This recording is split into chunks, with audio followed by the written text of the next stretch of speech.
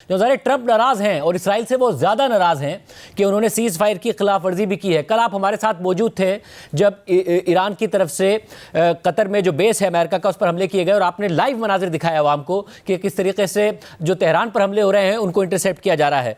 उस वक्त से लेकर सीज़ फायर तक और सीज़ फायर के बाद क्या इसराइल ने बहुत खिलाफ वर्जियाँ की हैं? क्योंकि आप ही ने रिपोर्ट किया कि 100 से ज़ायद ईरानी शहीद हुए हैं। जी थैंक यू शाहजेब। अच्छा, पहले तो सीज फायर की वायलेशंस के ऊपर अगर बात करें, यहाँ पे जो रिपोर्ट हुआ है वो रिपोर्ट ये हुआ है लोकल मीडिया की तरफ से कि बलबोसर के इलाके में एक खाली फील्ड के ऊपर, जहां पे कहा जा रहा था कि रेडार सिस्टम को मार दिया, ऐसा नहीं है। रेडार की एक इक्विपमेंट लगी हुई थी एक फार्मर की, किसान की, तो उसके ऊपर जो है वो सिविलियन इक्विपमेंट के ऊपर उसके ऊपर डैमेज हुआ है, ये बताया जा रहा है। यहाँ पे ये भी बताया जा रहा है कि लास्ट अटैक जो हुआ था वो ईरान की 22nd वेव IRGC की थी और वो सुबह के 4 बजे लॉन्च हुआ और बीरशेबा में इसराइल में हिट किया। तो उसके नतीजे में इसराइल, यहाँ पे कहा जा रहा है कि इसराइल ने शायद कुछ किया है, लेकिन कंफर्म्ड नहीं है।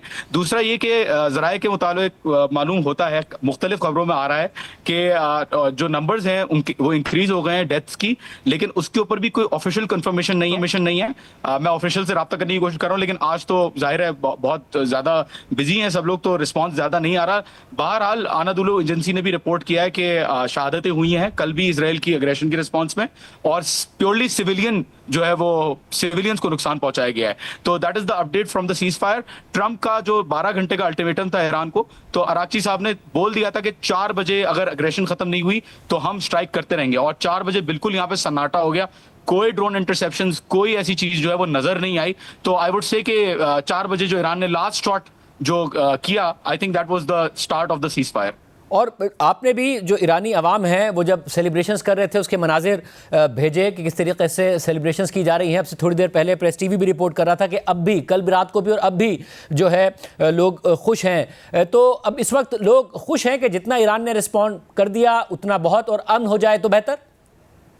जी शाहजेब, बिल्कुल ऐसे ही जनरल परसेप्शन लोगों का, जब बात की लोगों से, लोग यही कह रहे हैं कि ईरान ने काफ़ी ज़्यादा डैमेज इसराइल को मुख्तलिफ एयर बेसिस पे, मुख्तलिफ टेक्नोलॉजी सेंटर्स पे पहुंचाया है, कॉन्फिडेंशियल फैसिलिटीज़ पे भी पहुंचाया है। और ऑन द अदर हैंड लोग ये कहते हैं कि यहाँ पे यूनाइटेड स्टेट्स और इसराइल अपने जो स्ट्रेटेजिक ऑब्जेक्टिव्स थे उनको मीट नहीं करा सके। यूरेनियम इनरिचमेंट भी इंटैक्ट है क्योंकि रेडिएशन नहीं हुई, और at the same time regime change तो खैर बहरहाल वो तो सवाल खत्म ही हो गया पिक्चर से। तो लोग यही कह रहे हैं कि it has been a ट्रेमेंडस victory for Iran, और ईरान को सेलिब्रेट करना चाहिए। बहरहाल मुझे एक दो लोगों ने ये भी कहा, जब मैंने बात की तो उन्होंने कहा कि नहीं, रुकना नहीं चाहिए, मारते रहना चाहिए, इजराइल को अटैक करते रहना चाहिए। तो that is the perception of the general people. मतलब जब ज़ाहिर इन तमाम हमलों से पहले जब ईरान के और अमेरिका के न्यूक्लियर डील के हवाले से चल रहे थे मुज़ाकरात, तो ईरानी अवाम के हवाले से खुद प्रेस टीवी ने, वहाँ के लोकल मीडिया ने रिपोर्ट किया कि वो चाहते हैं कि जी डील हो जाए, आगे मामला बढ़े जाए। अब लोग चाह रहे हैं कि जी अब मुज़ाकरात की मेज़ पर जाएं, डील करें, ईरान की मईशत खुले, पाबंदियां हटें। इस वक्त क्या तासुरात हैं उनके? जी बिल्कुल, जनरल अवाम यही चाहती है कि यहाँ पे सैंक्शंस हटें और नेगोशिएशंस हों, बट देन अगेन लोग यही कह रहे हैं कि इक्वल ग्राउंड पे अब जो नेगोशिएशंस होंगी, उम्मीद ये है लोगों को कि इक्वल फुटिंग पे होगी, प्रेशराइज नहीं होगी, इन्फोर्स नहीं होगी, इम्पोज्ड नहीं होगी। तो लोग यही जवाब दे रहे हैं कि अगर नेगोशिएशंस होती भी हैं तो वो जो है वो इक्वल बेसिस पे हो। On the same side officials का कहना ये है इनफॉर्मली कि अब जो नेगोशिएशंस होंगी वो दोबारा इनडायरेक्ट चैनल्स के ही थ्रू होंगी, and most probably direct channels के थ्रू अभी तक ईरान नेगोशिएट नहीं करेगा। But that only time will tell after policy has been made, after decision has been made. और जो 3 हमले अमेरिका की तरफ से किए गए, वहाँ का मीडिया, वहाँ के जो सरकारी आपके ज़राए हैं या फिर अवाम, उन सबको यकीन है कि इतना बड़ा नुकसान नहीं हुआ जितना अमेरिका की तरफ से, सदर ट्रंप की तरफ से दावा किया जा रहा है उन 3 हमलों में। जी मैंने मुख्तलिफ ऑफिशियल से, आगे महलती कुम में मैंने आगे नौरूजी जो इस्फहान, उनसे म्यूनसिपैलिटी के लोगों से मैंने बात की। उन्होंने बताया कि कोई रेडिएशन डैमेज रिपोर्ट नहीं हुआ, क्योंकि अमूमी तौर पे पता ये होता है कि ज़ाहिर शर्नोबल का इंसिडेंट, फुकुयामा का इंसिडेंट आपके सामने है कि अगर न्यूक्लियर फैसिलिटीज़ पे अटैक होता है तो रेडिएशन का बहुत खदशा होता है और लोगों को इवैक्यूएट किया जाता है।